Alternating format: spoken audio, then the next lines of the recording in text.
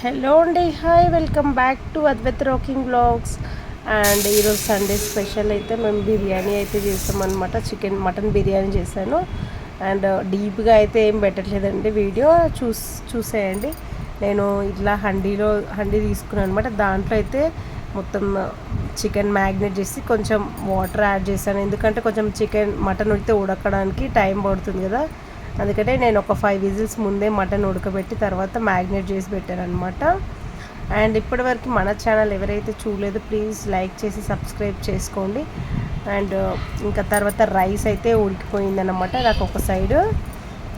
తర్వాత ఇంకా మీ అందరికీ బిర్యానీ ఇష్టమా లేదా? మాకైతే చాలా ఇష్టం. అండ్ మీ అయింది బిర్యానీ చాలా టేస్టీగా ఉందన్నమాట. అండ్ రైస్ మాత్రం ఇట్లా 80% వరకు కుక్ అయి ఉండాలి. ఇంకా నేనైతే బిర్యానీని 2 లేయర్స్ లాగా అయితే యాడ్ చేశానండి. దాంట్లో నుంచి కొంచెం మటన్ తీసి మళ్ళీ రైస్ యాడ్ చేశాను. ఇంకా పైనుంచి కొత్తిమీర, ఇంకా నిమ్మకాయ రసం ఇవన్నీ అయితే యాడ్ చేశాను అనమాట. మళ్ళీ తర్వాత సెకండ్ లేయర్ యాడ్ చేశాను. ఇంకా చాలా బాగుందండి టేస్ట్ అయితే. మనం ఎక్కువ మసాలాలు వేయకుండా ఇంట్లోనే ఇలా కుక్ చేసుకోవచ్చు. హోటల్ స్టైల్లో మనకైతే టేస్ట్ వస్తుంది.